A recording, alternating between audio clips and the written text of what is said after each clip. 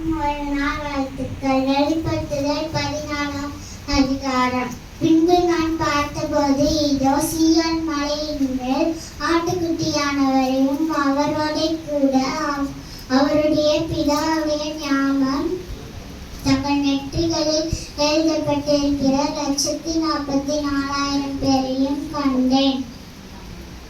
அல்லாமலும் பெருவெள்ள இடிச்சை போலவும் பலத்த இடி முழக்கம் போலவும் ஒரு சத்தம் வானத்தில் இருந்து உண்டாக கேட்டேன். அந்த சத்தம் சுரமண்டலக்காரர் தங்கள் சுரமண்டலங்களை வாசிக்கும் ஓசை போல் இருந்தது. அவர்கள் சிங்காசனத்திற்கு முன்பாகவும் 4 ஜீவன்களுக்கு முன்பாகவும் மூப்பர்களுக்கு முன்பாகவும் புது பாட்டை பாடினார்கள்.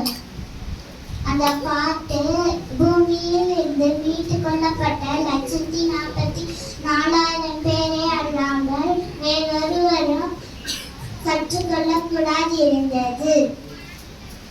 ஸ்திரீகளால் தங்களை கரைப்படுத்தாதவர்கள் இவர்களே, கற்புள்ளவர்கள் இவர்களே.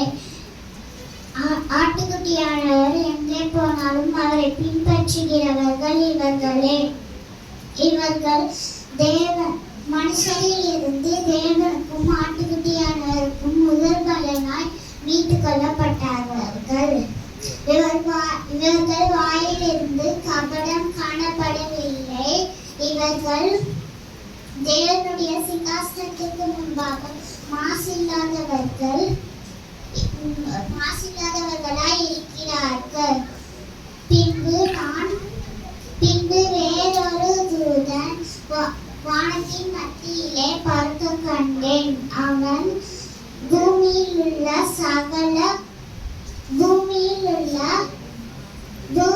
வாசம் பண்ணுகிற சகல ஜாதிகளுக்கும் கோத்திரத்தாருக்கும் பாஷைக்காரர்களுக்கும் ஜனக்கூட்டத்தாருக்கும் அறிவிக்கத்தக்கதாக நித்திய சுவிசேஷத்தை உடையவனாய் இருந்து மிகுந்த சத்தமிட்டு தேவனுக்கு பயந்து அவரை மகிமைப்படுத்துங்கள். அவர் நியாயத்திற்கு கொடுக்கும் வேலை வந்தது. வானத்தையும் பூமியையும் சமுத்திரத்தையும் உண்டாக்கினவரை நீரூற்றுகளையும் உண்டாக்கினவரை தொழுது கொள்ளுங்கள் என்று சொல்லினான்.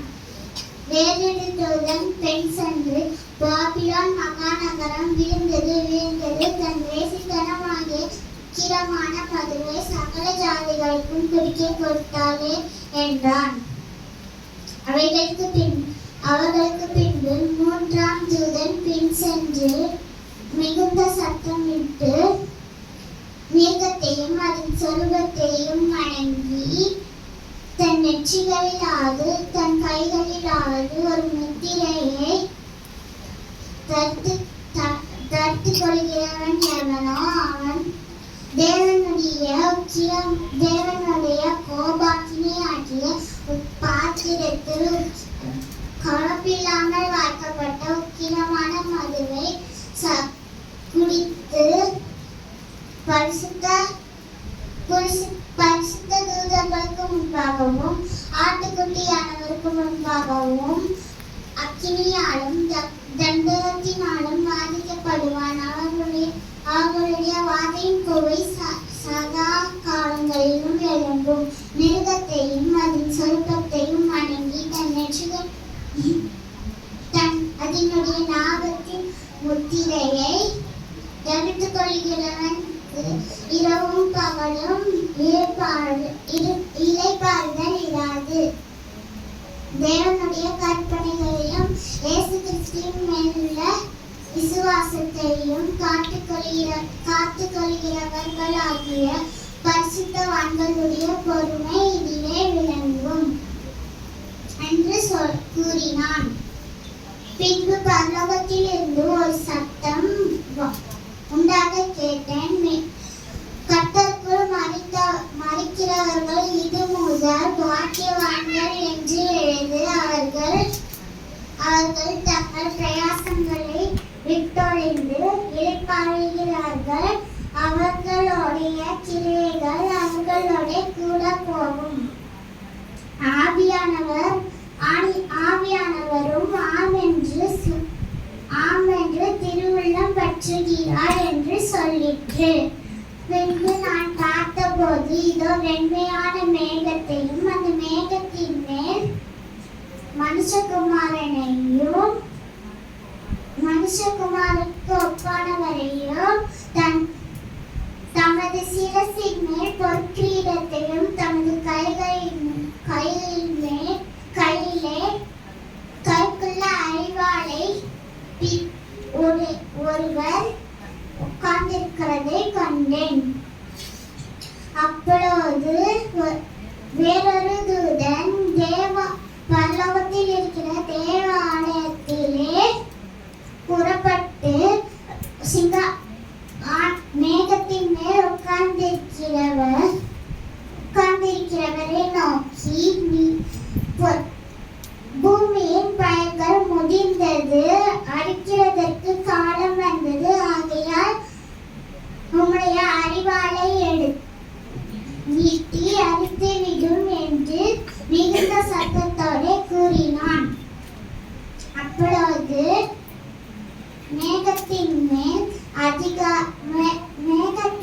உட்கார்ந்திருக்கிறவர் தமது அரிவாளை நீட்டி நீட்டினார். பூமியின் விளைவு அனுப்புண்டது. பின்பு வேறொரு தூதன் கற்குள்ள அரிவாளை நீட்டி பிடித்துக்கொண்டு பரலோகத்தில் இருக்கிற தேவாலயத்தில் இருந்து புறப்பட்டு வந்தான். அக்கினியின் மேல் அதிகாரம் உள்ள வேறொரு தூதனும் பலிபீடத்தில் இருந்து புறப்பட்டு வந்தான். கற்குள்ள அரிவாளை பிடித்திருக்கிறவனை நோக்கி, நீ பூமியின் திராட்சை பழங்கள் பழுத்திருக்கிறது, கற்குள்ள உமது அரிவாளை நீட்டி அதை அழித்து விடும் என்று மிகுந்த சத்தமிட்டு சொன்னான். அப்பொழுது அந்த தூதன் அரிவாளை நீட்டி பூமியின் திராட்சை பழங்களை அறுத்து தேவனுடைய கோபாக்கினை என்னும் பெரிய ஆலையிலே போட்டான். நகரத்திற்கு புறமே உள்ள ஆலையிலே அது மிதிக்கப்பட்டது.